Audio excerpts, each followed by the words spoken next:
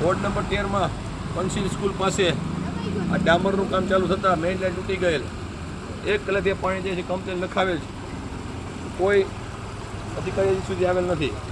આપ જોઈ શકો છો રોડ તૂટી ગયો.